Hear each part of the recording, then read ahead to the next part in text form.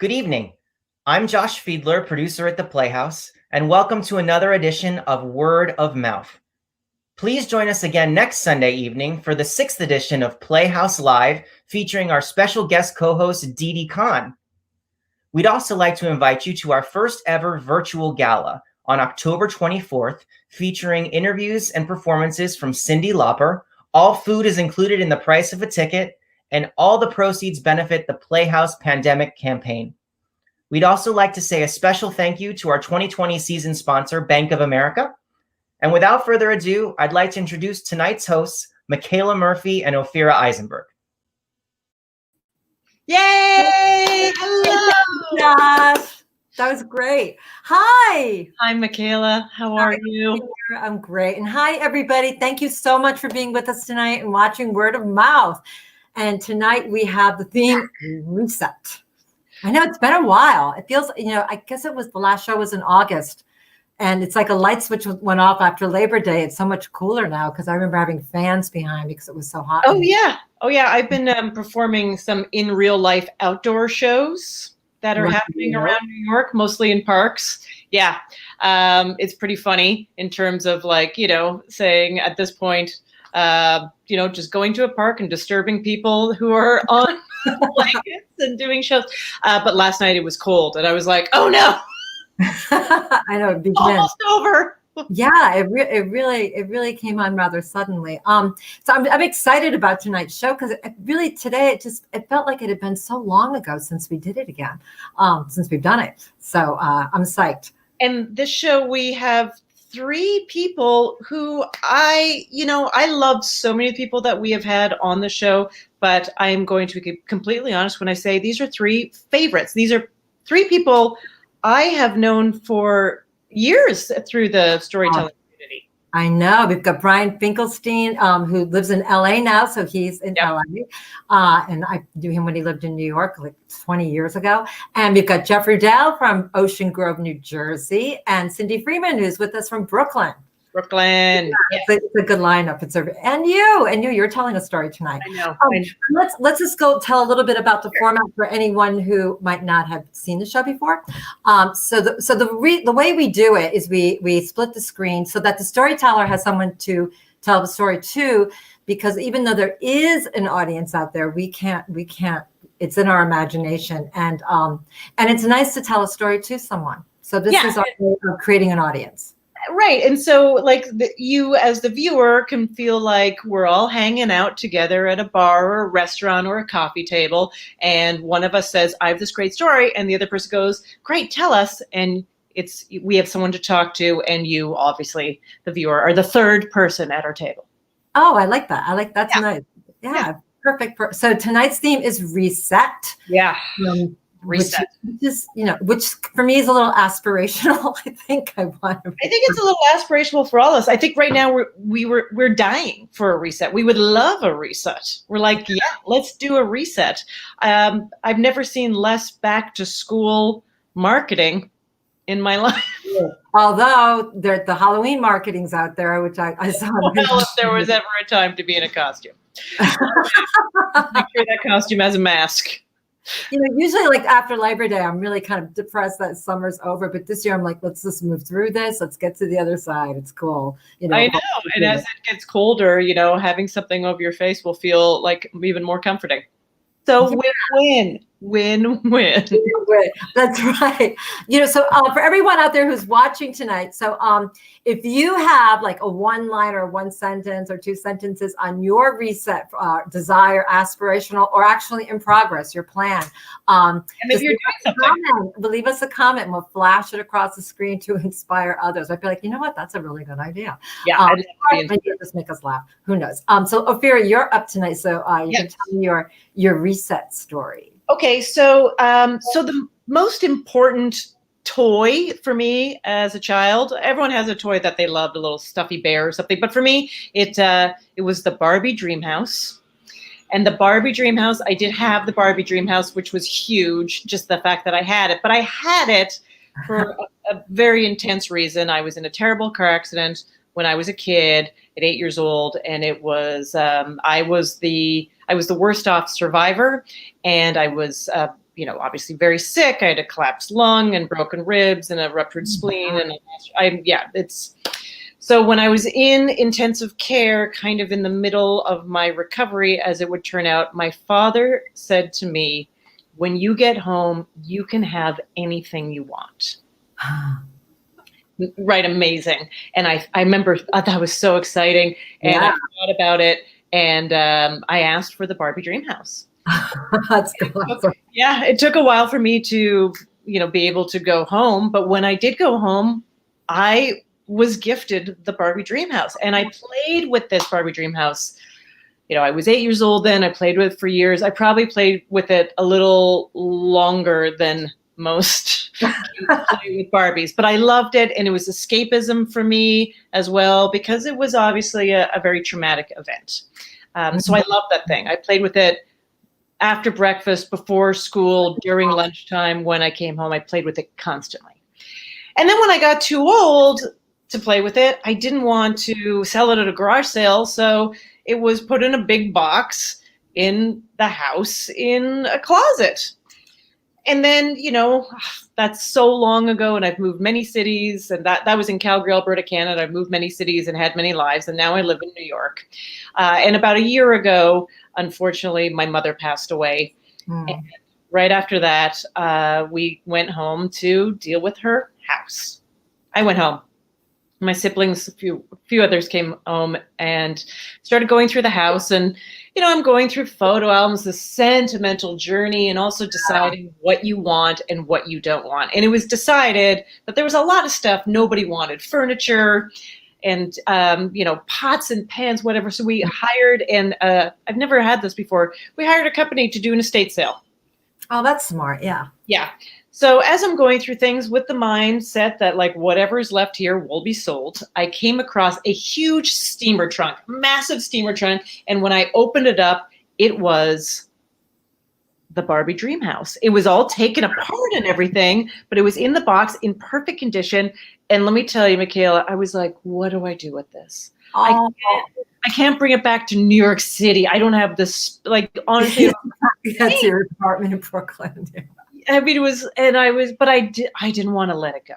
No. I didn't. I was like, do I sell it on eBay? Do I and then I was like, do I know anyone that has a little girl? And, it just didn't spring to mind. And I don't live in Calgary, so I don't know a lot of people there. And I just felt weird about letting it go. I wasn't ready. Mm-hmm. So I said, okay, I'm just going to keep it. I'm basically going to just put things on pause. So I asked my brother if he could just hang on to it for me for a little while I figured out where to store it. And he said, sure. Okay, so the estate people are coming, and they only will deal with one person in your family because they don't want a lot of communication. So that was going to be my older sister. And then they also make you sign this contract with a hard date on it that everything has to be out of the house that you want, because I guess people are very emotional about things and they change their minds. Yeah. So, and anything left in the house is up for sale. So got it. My sister tells me that they signed the contract. I fly back to New York, and then I get a phone call from my sister explaining to me that she's really sorry to tell me, but my brother forgot to pick up the box with the Barbie dream house in it. And the estate sale woman is now setting up for the sale. And she is very hard-nosed and, being very stringent about this contract, and is saying that that's it. I'm sorry, you can't pick it up. The contract says that now everything here is for sale. And I'm saying, I freak out. I've actually never freaked out this much on my sister. Oh my God. And I was like, no. I was like, just go there and get it. Just tell them you're to go there and get it. And she was like, no, we signed the contract. I was like, contract? It was like, what? Someone printed out something from the internet and then a binding contract for law. And I was like, these are all made up rules. These aren't laws. They're just made up. This person can be reasoned with. I'm going to talk to her. My sister was like, no, it's only with me. She's only, that's what the thing, only communication through me. And I was like, well, and I even went down the road of, I'm the youngest, and this is how you've always treated me. Oh, Nobody cares about Ophira. Who cares about her? Her stuff is worthless. Oh boy. I was like, you just don't understand. You don't understand what that means to me. And she was like, well, okay, I'll try to talk to her tomorrow. And that night, we had tickets to go see this modern dance show at BAM, actually. And we're sitting in the audience watching this modern dance show. It was a Norwegian dance troupe that was doing the special show. And the women, the dancers, were all dressed in these very simple A-line dresses. And they were moving, their dance was completely like how a Barbie moves. It was so, I was just watching this going like I wanted a little bit of escapism, and then I thought I'd collect my thoughts about it. But I was like, okay, I have to do something about this as these Barbies are dancing at me. Yeah, look, they were like all outside in the snow looking for a house. So I went home. I was told I wasn't allowed to contact this woman, but I, Googled her company, got her email and number. It was like, it's not so hard to do this, people. And, during the performance, I'd constantly been thinking about what I would write this woman. So I wrote her an email and just basically said, hey, I understand there's a contract and you have all these objects and this is your business, but this is important. The Barbie dream house, maybe it's a toy to you from the 80s that's kitschy, but let me tell you what it means to me. And I explained that I was in this car accident and that my friend died and that my dad bought me the Barbie dream house, basically offering it to me as a reason to live and fight for my life. And that when I played with it, it was like one of the few happy memories I have of that time that was kind of difficult and had a lot of transition and sadness through it, and how she can sell it because we signed a contract. But if she does sell it, she never has my consent. So I sent that email and then had a little like, okay. And half an hour later, I got an email back from her going, that was a very intense read and tell your brother to come pick it up. So I still don't know what to do with the Barbie dream house. It is now in being stored. He went and got it? Yeah, he went and got it. I wasn't able to move so much forward with that, but I was at least able to like take one little step to take it back. Oh my God. Did you sign that letter? Are you that monster? I know. I was, even as I wrote it, I have a contract. Oh my God. Thank God. You know what though? Thank God you wrote to her and told her what because it probably was just a toy to them. They don't know that this was this promised thing upon your return from healing, and they don't know. And all this sort of boilerplate, things that get always thrown on all of us, like we're supposed to be under the same category. I have dealt with 2,000 families. It's like, yeah, but everything is specific. But and I know for a fact she had never received an email like that before. Oh, I'm sure. And I'm sure, I'm sure. I mean, when you were telling me about the rules that they had dealing with one person in the family, I was like, oh my gosh, I'm sure that there are many companies in Rhode Island that instituted those laws after dealing with my family. Like, did you see the measuring cup? Yeah. Yeah. So I can totally see why they have but there are exceptions. Again, everyone in the story is Canadian. I am too, but I live in New York. And if one thing New York has given me is really the guts to fight for myself at times, because I don't think I had it. I think the city just made me do that. And so when my sister was like, no, the rules are the rules and the rules are the rules, I was like, no. Not in this case. That's not the New York way. The New York way is like, I'm going to figure out a way to tell you what the rule is for this situation. Well, you're right. I love it. And you said it's not a law. It's not a law. I was like, says who you can't pick up a Barbie dream house? Find me that law. Well, it's also like it didn't have like a tag on, like it wasn't sold, so. Yeah, I know. I was like, oh my goodness, someone buying it for $30 so their children can destroy it like that. I was just not ready for that. No. I love that story though, because it hits the reset theme in many, many different ways. Yes, it could. One day we'll hit it in the next. One day I will do something with that Barbie dream house, and that will be the final reset. Oh, I think that, yeah, it sounds really cool. It sounds, So. It's so funny when you were saying that. I'm thinking, because I didn't have a Barbie dream house. I had Barbie something else, but Barbie had big dreams like that. I remember that house. That was a huge house. So it was, it was like 2 stories and A-frame. You could make it one small house and an apartment if you wanted her to have like a city home and a country home, or you could make it one mansion. And the thing I remember I loved about it the most is that it had so many little tiny details. So the fridge had like a tiny milk and a tiny thing of eggs and a tiny butter. And her vanity had like a hairbrush and a lipstick and there was just so many little tiny things for Barbie. I love it. It had plastic flower boxes on the front. And when we got it, we had to order from Los Angeles, Mattel, because it wasn't in the stores in Calgary. And when it came in the plastic bags with the plastic flowers, there was a dead cockroach. And I'd never seen a cockroach before. Oh my God. And instead of making that about probably how filthy the factories were, my mother was like, it just thought it was flowers. Your mom. Barbie's dream did not offend the gods. There was a flaw. That's right. Always. Oh my God, that's so freaky. That would have freaked me out. And that's how cockroaches came to Canada. Yeah. It was dead. Thank you so much for that story. That was awesome. That was so great. Thank you. That was good. Thank you, Michaela. So who's our first? Oh, so you know who's next? I'm so excited. Brian Finkelstein. I know. I'm so excited. I can't wait to hear him tell a story again. So thank you. I'll see you in a little bit. And we're going to welcome Brian Finkelstein to the screen to tell us the next story. Here he is. Hey, Brian. Hi. How are you? Doing? I'm very well. Good. Thank you. That was a great story It's so nice from to Ophira. see you. Yeah. You too. Yeah. Thank you. So reset.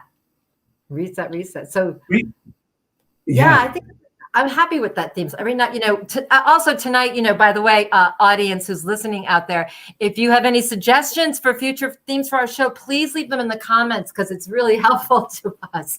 But when we hit on reset, though, that we knew right away, we were like, oh yes, reset. It seems appropriate especially to September. Like I've never gotten out of that like back to school mentality. It's kind of like, it always feels like the beginning of the year.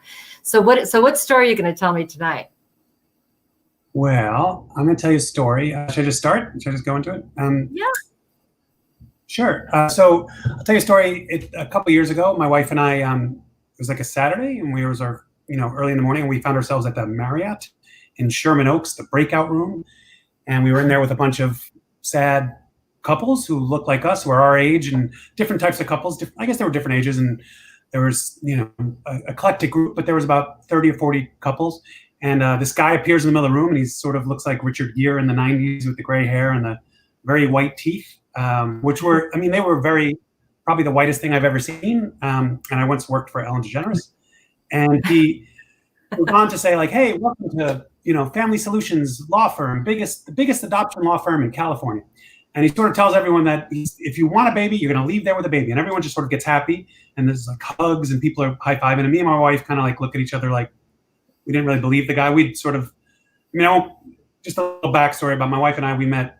It's a pretty basic story. I find our relationship is happy, so it's not interesting. But we, like 10 years earlier, we saw each other solo shows and we made pasta and went to indie movies and got married in Santa Barbara and had a honeymoon in Hawaii and bought a TV at Best Buy. You know what I mean? Pretty basic.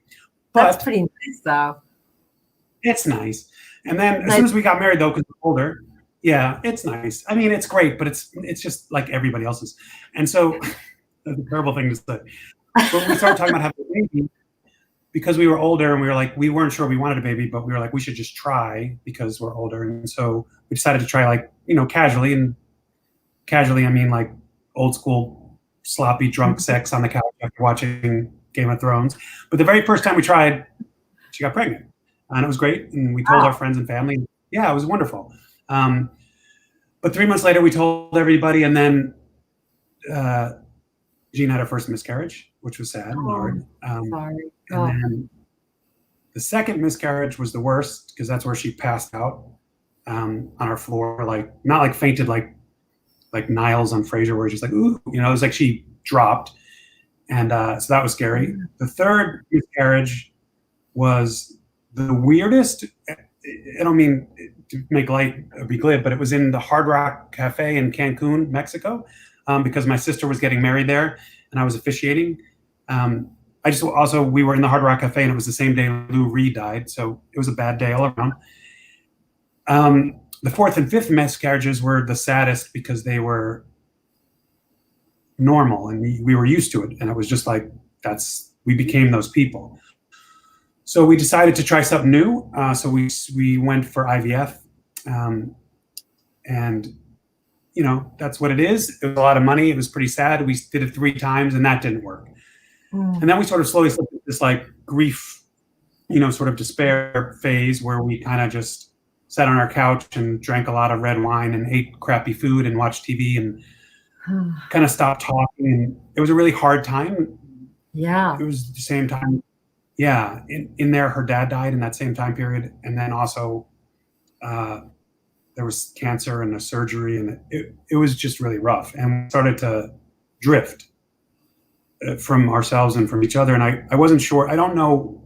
You know, it seems like one of those moments like this, do couples make it through this? Does she make it? I was more worried about her than me, but it felt like I couldn't do anything. Like I didn't know what to do and I didn't have the tools. And I also feeling grief. I didn't know it at the time.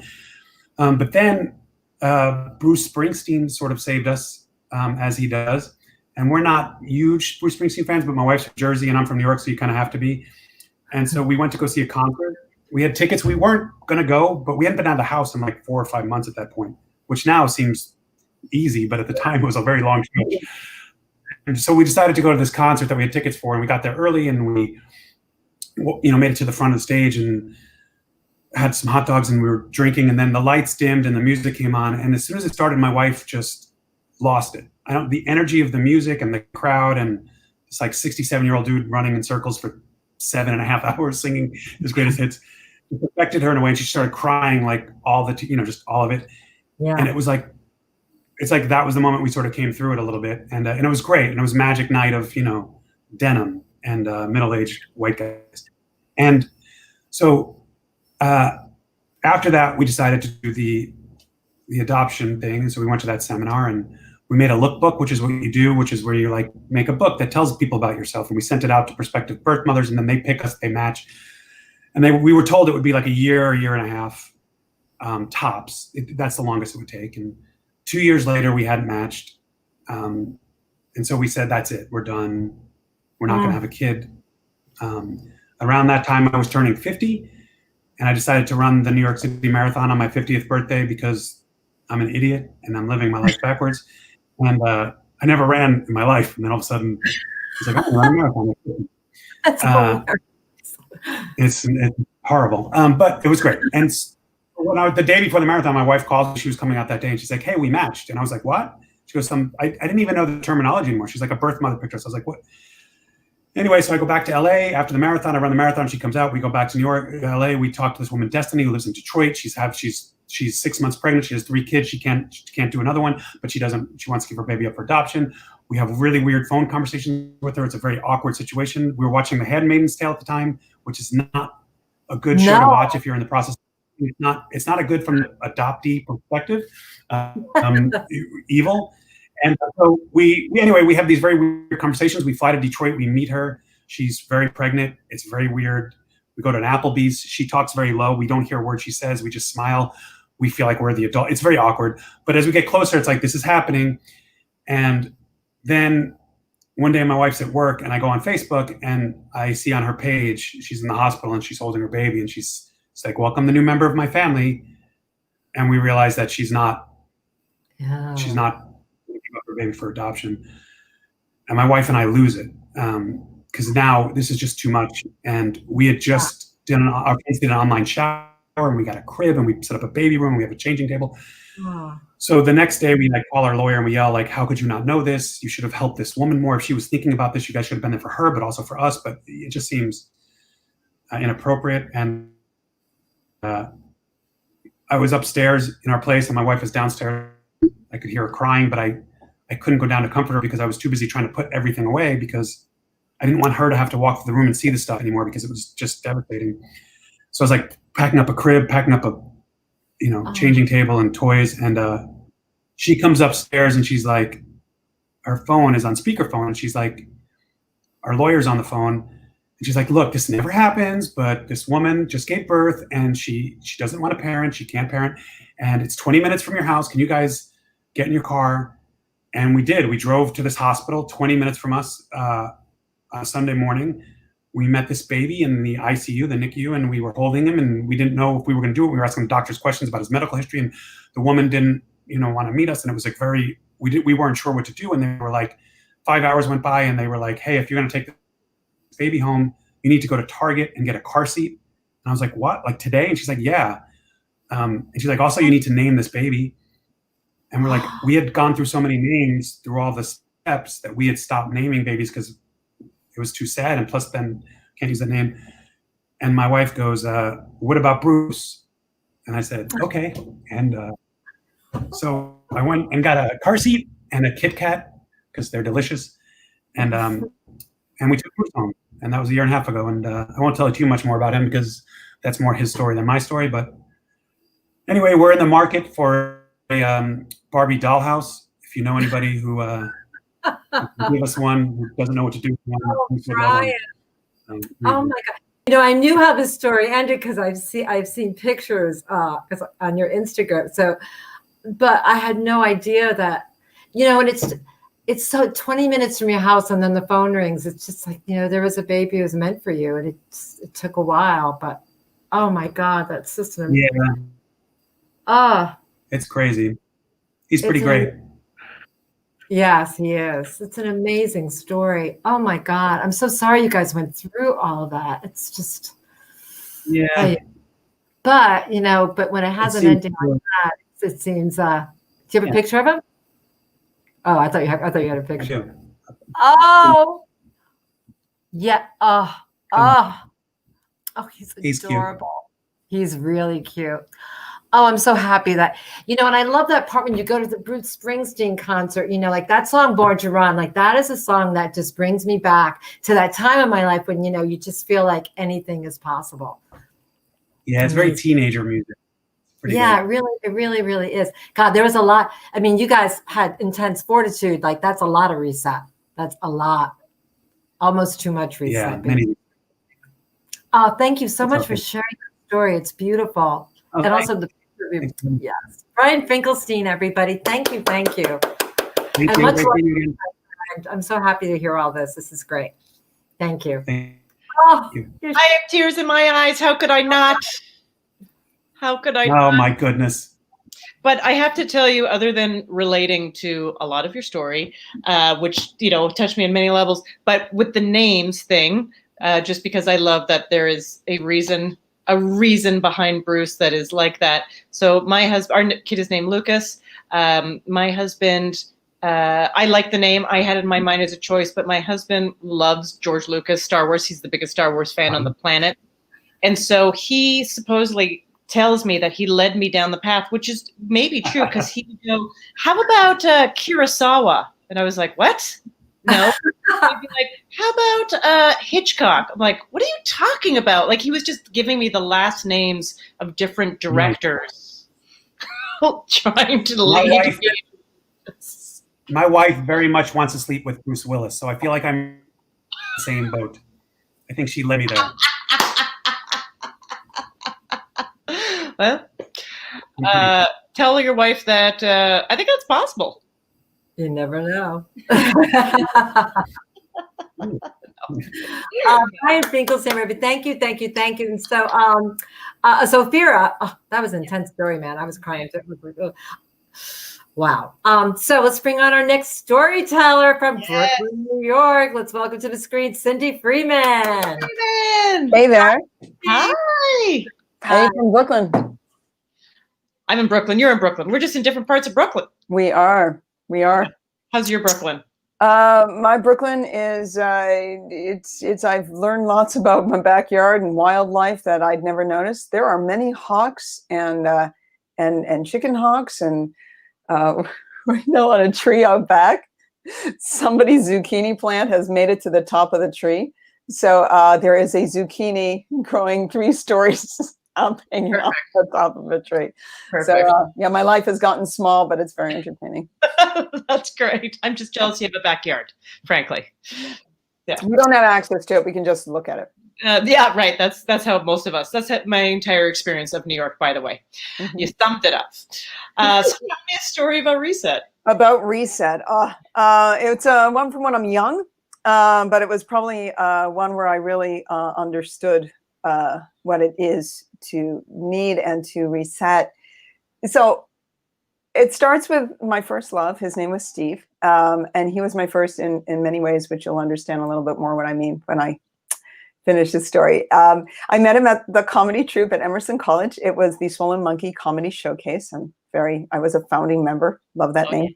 And he was our star. Like, he was like all of those things that they say about people who are talented, lightning in a bottle, or you can read it out of the phone book and make me laugh. It all belonged rightly to him. So we all we were a cult of Steve. We all wrote our sketches for him. We all wanted to be on stage with him. And at the end of my senior year, I nailed him as my boyfriend. I was so stoked, and he was gifted and he was romantic. He loved vintage clothing, so he had style. We were both geeky, so he was a virgin and so was I, and so he didn't give me pressure. He was like, we'll get there. He was great. I loved this man. I thought he was beautiful, which is not to say he was classically handsome. I would love to say he wasn't deformed, but he in fact was actually deformed. He was blind in one eye. And that eye was gray and the other was brown. And this was because he had had 2 cancerous brain tumors when he was a child, one when he was 10 and one when he was 5, or 5 and then 10. And he had a contact that he could wear if he wanted to look normal. But he was not the kind of person who liked to look normal. And he would use that eye for comic effect. He would stare at the audience with the dead eye and just stare at them until they started laughing. And this to me was just like, just how heroic is this guy? He's been through life-threatening illness and he just uses his scars to entertain people. Like, this is just one of the reasons that I loved him. So I've graduated college. We're sitting there in his apartment. It's July, right around the 4th. And he says to me, I don't have a good feeling about this summer. I'm like, what's that mean? He goes, I just don't have a good feeling. Weird. It is weird. And I thought it was weird. But that week he was brooding. And the following week he was even more brooding. And then this led to temper tantrums, and it led to him freaking out. It led to him a lot of jealousy. I was doing stand-up at the time, a lot of jealousy about the fact that I was finally getting some paid work. And it finally led to him yelling and screaming at his roommates, throwing dishes and breaking chairs. And they threw him out. And I helped him move out. And his roommate, he had this one female feminist, feminist strong roommate. And she pulled me aside. She said, I know what's wrong with him, but he's crazy. And for your safety, you need to dump him. And I said to her what I said to my mother, what I said to my other friends, which is, this is mental illness, or it might have to do with the brain surgeries, but it's we need to get him to a doctor. This is not him. I've known him 3 years. This is something that's happening to him. And I was in there. I was going to help. And I love the guy. But I was 21 and far too young to be doing this. And as the summer went on and the fits went on and he started hearing voices, he used to tell me, Satan lives in comedy clubs and I can hear him when I walk in. It was, he would throw fits in public and embarrass me in comedy clubs. And I lost friends. I had comedy booking agents lose respect for me. I lost weight. I lost a job. And come September, I wrote a poem. That poem was, life is like a big glass bowl of Jell-O that has fallen on the floor and shattered. And you don't know which is glass or Jell-O. But you're hungry, so you're going to eat it anyway. I was a joy to be around. Just a joy. Come October, he sat me down and he said, I didn't have any of these problems before I met you. And he dumped me.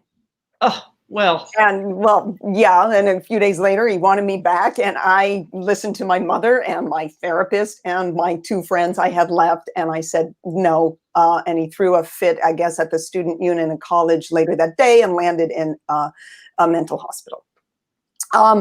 From there, he would call me and say, I'm here because of you. I was right. It's all your fault. And I was beside myself. And like, I knew it was good. He was gone. But my therapist was just like, all right, enough. You are 21. You're pretty. You're smart. You're funny. These are not your problems. These are his problems. Are you auditioning? Just go out, get your headshots, audition. So I put some cover up over the dark circles. I took my headshots. I walked into one of the casting agencies, and in the weirdest twist of fate and kindest act of God to ever befall somebody, the casting agent said, we're looking for reoccurring extras on Spencer for hire as reoccurring police officers. And I think you'd be perfect. So all I know is 2 days later, there I am in a policewoman's uniform with a badge and a fake gun. And the fact that I looked 16 was part of the charm of it, because like the crew would just laugh at me. Like Robert Urich, I love this guy. He was just like, how old are you? And he started doing this thing because I was working 3 or 4 days a week with them. And he would take my hat and start these all company, keep away games. And then the team started getting in on it. And so they would run up behind me and like jab me in the ribs, like to tickle me. And I jump and they go, ha ha, and it's, it was the 80s and a time when sexual harassment was something you could really enjoy. And so I was absolutely loving all of the attention. The casting agency, they wanted to know, what are you doing there? They want you there every single day that we can book you. What are you doing? And I knew exactly what I was doing. My therapist had told me, nobody there knows about Steve. You don't have to tell them. You can have a place where none of that exists, and you can see what life could be like without it. So I had told none of them. And so I just was in this place where it didn't exist, where like I was free from all of that stress. And I was so happy to be there that you could have seen me glowing from space. Teamsters used to just call me Smiley, and it was just, I just loved it. I just wanted to be there. I never wanted to leave. I started dating the most handsome PA. His name was Jim. He was gorgeous. He looked like a Gap ad, perfect trophy boyfriend to my new life. Meanwhile, Steve, he is out of the mental institution, bragging to all our friends about his new girlfriend who he's had sex with because she was frigid. And he's telling, like, we're both open micers. So he's on stage talking about my facial hair. And at this point, I'm like angry at him because mental illness is one thing. This is just me. Right. So I'm on my 3rd date with Jim. We're at the piano bar at the Lenox Piano Bar. It's this very vintagey place, totally my style, where people sing, the songbirds sing, and I sing show tunes because musical theater and theater school. So I have brought him there. I don't expect Steve to show up because it's Christmas break. He's off in New Jersey with his family. And I'm there. The hostess sees me and is like, oh, who's this guy? He's gorgeous. All right, I'm going to find you a nice seat. They all know me there. They find us a seat and I feel like a chill. And I feel it before I see it. And there he is. And he looks at me and I look at him. And I had known what I was going to do if I saw him with everything he's saying about me on stage. I'm going to do nothing. So I kind of try to glance away, but I look back because like my first thought is, what medication do they have him on? Because he's gained 30 pounds. My boyfriend was skinny. This kid, he's wearing his favorite jacket and it's this sort of 3-piece blue suit. He doesn't even have the vest and he can't even button it. But what's weirder is the girlfriend who I know he met at the mental institution, because she has shown up looking like a drag queen. She has like 2 peacocks on her eyes. It's so much blue eyeshadow. And she is in, I don't know if she bought a prom dress or something she got at Salvation Army. It's all crinolines. It's like open shoe sandals. It is snowing outside with a foot of snow. And this is what they have come in. So the hostess sits some far away from me and I spin my chair around. We're sharing a table with this middle-aged couple and they're just like, oh, so you work for Spencer Fryer. What is Robert York really like? And I get up and sing and they're like, you're so talented. And Jim is just being charming. We're like pretending we're adults and adulting and it's great. When the old woman, she's like 60, like 3 years older than me. She's in her 60s and she's like, what is with that couple? And I don't want to look. And I look and they put them at a love seat and they are making out wildly. Like she is straddling him. Like the crinolines are flying. Then I just turn around. I get glad the eye of the piano player who's just like, looking at me like that. And meanwhile, Steve's like, yeah, I think they're on drugs. I mean, God, did you see the makeup? And the woman is just like, I just don't know why they just don't throw them out. I mean, who is she? Tammy Faye Baker. And they're getting meaner and meaner. And I just want to shut them up. I want them to stop. I want to explain to them the mental illness. Like, I want the whole history that this kid is a genius. I've known him for 3 years. You don't know who he is. He's got mental illness. That's his excuse. And you guys, you're just mean. But I don't. Because of my mother, because of my therapist, because of everybody who's been running interventions with me for the last few months. And my therapist has told me my new life, this is my reward for my good choices. And the good choice is to do nothing. So I sit there as security drags them out. I sit there as they scream and yell. I do not follow them out. I do not call his mother. I sit there like holding this wine glass, this white Zinfandel, like it is a chalice, understanding it is my choice to choose joy. Thank you. Oh my goodness. It's a complicated joy. Joy is complicated, Cyndi. It is. Joy is so complicated. And yeah, sometimes choosing joy, I like the idea, honestly, that sometimes choosing joy means doing the least, like it's the least most for yourself, but doing the least like active thing in a situation. There's that, and it's also choosing joy sometimes means letting somebody go. You know? Yeah. I assume through that was you were saying like high school after high school, so college. So this would have been 86. So in the world we live in now of social media and profiles and people getting in touch, have you ever come in contact? I used to run into when I lived in Boston every now and then. Really? And sometimes it was just like, run away. But my college comedy troupe did a reunion 2 years ago. Yeah. And I said, sure, I'll go. And my husband said, why would you go? Those are some of the saddest memories we have. And you're like, and I said, pretty much. I want to be in a room with Steve, and I want nothing to go wrong. And I want that to be the last memory. And so we ended up doing a comedy troupe. He's been up and down. I mean, I don't know what the mental illness is, but he's sometimes good. He was good when I saw him. We had a couple of really lovely chats. He apologized for any pain that he caused me. And I got to meet his wife, and I got to change the ending. Right. Yeah. See, joy, double joy. I'm calling that double joy. It is double joy. I love that. I love reset by choosing joy. That's Yeah. It never occurs to me.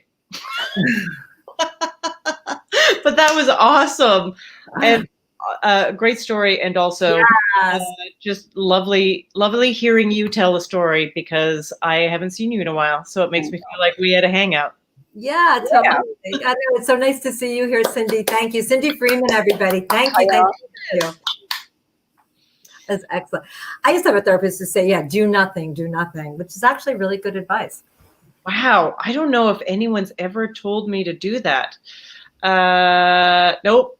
No, this is what my therapist did. Can I tell you what my therapist told me? Please. Because I was saying I'm worried I'm ruining my son just because we're spending so much time together. And I don't know what I'm doing as a first-time parent. He's just little. And she said, kids are so resilient. Right? Yeah. And then I said, then why am I in therapy talking about my childhood? You said that. And then we just had a moment on Zoom where we just stared at each other.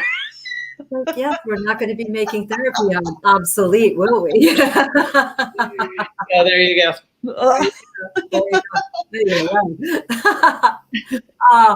It's good to laugh with you, Ophira. It's always good to laugh with you. That's all we can do.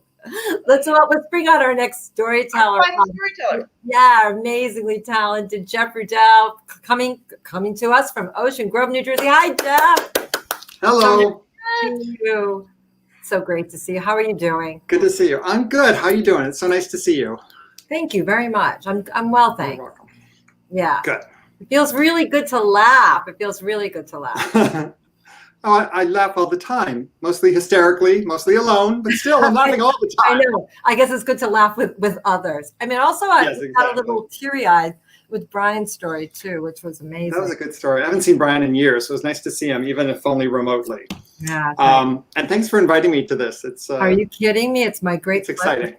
Yeah, it's my great pleasure. I'm looking forward to it all week. So, 'cause I love your story. So tell me a story, Jeffrey. Okay, so for those who don't know me, I grew up on a farm in Michigan. And despite being dirt poor, my dream was to go to Harvard. Now, I admit my idea of college was heavily influenced by the movie The Paper Chase. I sort of imagined that I would show up, a Midwestern nerd, eager to please, maybe a tad precocious, and some white-haired professor would ridicule my antics, but nonetheless would notice my brilliant mind. That's what I dreamed. Secretly, I was hoping for John Houseman himself, but I told myself I'd settle for any professor with sort of a patrician accent, which was fine. In reality, I was offered a partial one-year scholarship to Michigan State University, affectionately known as Cow College. My professors there were mostly socially awkward middle-aged men, and my classes were mostly dull prerequisites. While this was disappointing, I did love learning. I loved being on my own, and I loved the dorm and the quad and being around people from vastly different backgrounds. During my freshman year, I also fell in love with a man. And after that happened, a few other things happened in quick succession. I came out to my parents. My parents kicked me out. And as a consequence of that drama, I was forced to drop out of college. Undeterred, I got a job and tried to save up enough money to pay for school on my own. And when my sophomore year rolled around, I was still barely making ends meet. I was behind in my rent. I was single again, unhappy, unfocused, and clearly unable to re-enroll in college. At the time, I lived in this little tiny studio apartment right across the street from the university. So I still saw my friends, but only when they came into the restaurant where I worked. I'd serve them pizza and beer and sort of eavesdrop on their conversations. And they would leave me $2 tips and say things like, "We should get together," though we never did. In an act of masochistic denial, I'd spend my days wandering around campus pretending to be a student. And I would try to wheedle as many entitlements from the system that could be had without a valid student ID. And one afternoon, early in the semester, I snuck into a lecture hall and took a seat in the back row. Now, according to the course catalog that, of course, I'd looked through ahead of time, it was an art appreciation class. And you know the type, 4,000 years of Western art in 10 sessions. And the professor was named Letitia Howard. And not to sound mean, but she was the plainest woman I've ever seen and possibly the ugliest. Think Diana Vreeland without the fine clothes and all the bright colors. Now, Professor Howard, she had this really prominent nose, like just a big nose. And she always wore these sort of tortoiseshell glasses, little readers like that. She had mousy hair that was always pulled back in a bun, and she was clad in a very unflattering shade of brown, which is, it can only be described as wet cardboard. Oh, wow. So the day I met her, she wore this simple skirt, a blouse with kind of a limp bow at the neck, ecru stockings, and dust-colored sensible shoes. She had both a stoop and a limp, but whatever. So I'm sitting there, and she dims the lights and turns on the projector. And so I slouch down in my seat for what I hope is going to be some very interesting class, about Renaissance painting or something. And she fussed about with her notes there, looking down. And then in a surprisingly loud voice, she said, "You, young man in the back row, why don't you come down and sit in the front row?" There's lots of seats here.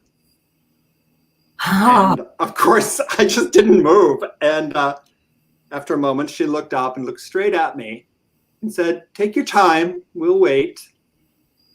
So mortified, of course, I got up and I sort of, nonchalantly walked down to the front row and plant myself in a seat near the aisle. And then Professor Howard began her lecture. Now, her subject was Florence, Italy, and the cathedral there by Brunelleschi, and in particular, the baptistry, which is this building that sits in front of the cathedral in the public plaza, right in front of the church. And within a few minutes of starting, I was borrowing pen and paper from another student and furiously taking notes. It was unlike any lecture I'd ever heard.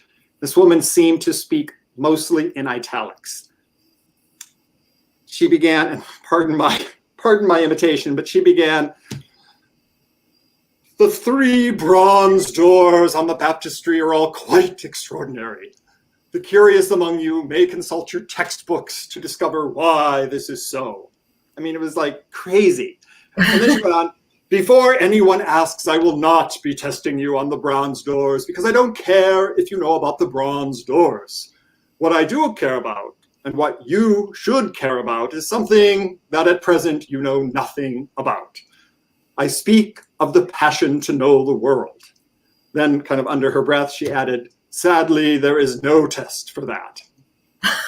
And she continued, "When you go to Florence, do not enter the baptistry unless the sun is shining. A day in June is best, as it becomes unbearably hot later in the season. The month is unimportant, however. You are young, do as you like."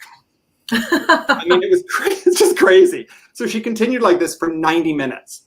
And I wrote and I wrote and I wrote. I was mesmerized. And when she spoke, this very plain woman was wildly charismatic. And as the slides clicked by here, one after another, of the architecture and the inlaid tile work, I was in awe. So when the class ended, before I could make my getaway, she walks right up to me and she says, "And you are?" And I kind of froze for a moment, and I hemmed and hawed and said, "I'm sorry, I came into the wrong lecture hall. I'm really sorry." And she said, "Lying is only effective if you're good at it. You are not good at it." And then under this gaze of this crazy woman, I kind of froze, and then I just melted. And so I came clean. I told her the whole truth. I told her about coming out and about dropping out and about being broke. And when I finished, I said, kind of by way of apology, "That's my story." To which she immediately replied, "That is not your story. That is the beginning of a much longer story. Let's hope it gets more interesting at some point." And I remember I just blushed with shame. I really, oh my God, it was. Anyway, she said, I was welcome to audit her class unofficially, of course, but if I returned, it would be best if I brought my own pen and paper so as not to disturb others. And the reasons are complicated, but I did not go back. So 16 years later, lifetime, I found myself in Florence. I still had, next to no money, and I was still behind in my rent, but I was there in Florence with a boyfriend. And we're standing in front of the cathedral near the baptistry, and I was telling him this story about Letitia Howard. And to illustrate the moment, I pulled out my old notes, crumpled and all worn on the edges, and I read to him.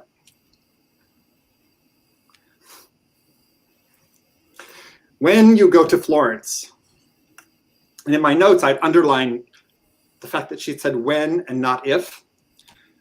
When you go to Florence, do not enter the baptistry unless the sun is shining. And, the sun was shining. A day in June is best. It was June, as it becomes unbearably hot later in the season. The month, however, is unimportant. You are young, do as you like. I was 35 at the time. The notes continued. Upon entering the building, take note of the clerestory windows high above you. They are not made of glass, but of alabaster. The light pouring through these magnificent, milky, luminescent stones will make you feel as if you are in the womb of creativity. Standing in that sacred space, you are not merely in the presence of the ineffable, you are in the arms of it. It is like no other light anywhere, and trust me, I have spent a lifetime looking everywhere. Most importantly, this masterpiece is there now, this very day, and it has been waiting 500 years for you all to get off your butts and go experience it. Please do so at some point in your lives. Later on, after you've recovered from your visit, you may well wish to glance at Brunelleschi's vulgar dome, though I don't expect it will have much effect on you. Now remember, when I met Letitia, I was mired in disappointment. And though I can't say she ever encouraged me outright, I understood that she had expectations of me. Expectations of all of her students, but of me. My story did get more interesting, but were it not for that one chance lecture and this one extraordinary woman, I am quite certain I would never have seen Florence, or Rome, or Paris, or Oslo, or Abu Dhabi, or Amsterdam. Thank you. Oh, wow. Sorry, that was more emotional than I thought it was going to be. Very emotional. I almost just cried to the world on video. Sorry about that. No, it's very emotional. Like when you meet a teacher who can just set you off on the story of your life. These experiences, experiencing the world. It's really beautiful. Really, really beautiful. I'm so glad that you walked into that lecture hall on that day. So am I. Way better than the paper chase. And well, I don't know. The paper chase is pretty good, but it was the singularity of it. The fact that it happened once, and for some reason it found purchase in my imagination, and it never left. And it has guided me. I'm 57 years old now. It has guided me for more than half my life. It's incredible, really incredible. Amazing.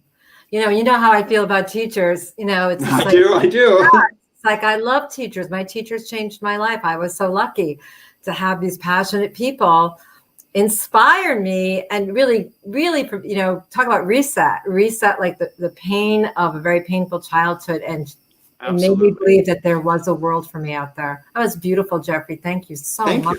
So amazing. Thank you. I love a teacher too that has the witty comeback one-liners and can see into your soul. Oh, I know you. Perfectly honest. Yeah, this woman was not to be messed with. And have to come down and sit up front, and then bring your own pen and paper. I was like, oh wow. Yeah. She was a tough cookie, but she was amazing. Really amazing. She had something to teach. So great. She sure did. I love that. I love it. I love it. And what's funny, it was what she had to teach was not really about art at all.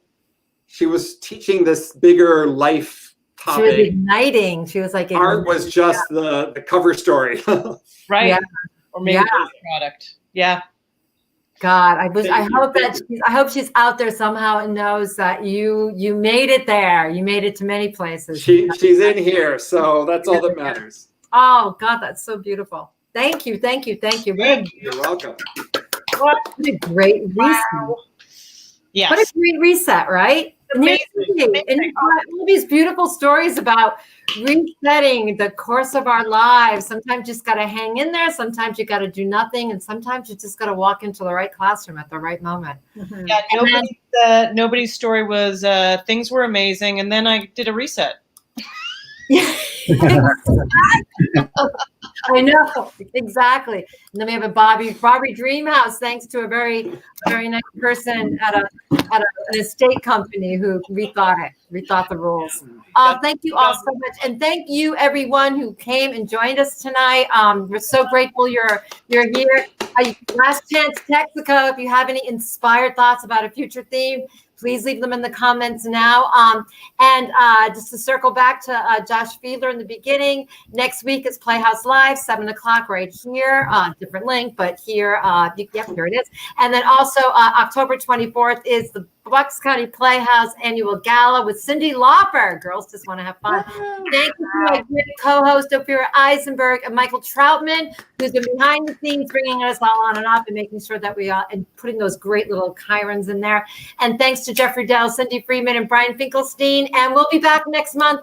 I'm not sure the date. I'm so sorry. We're trying to figure stuff out. But we'll be back next month with another show. Thank you. Good night, everybody. Murphy. Bye, everybody. Bye. Bye. Thank you, everybody. It's so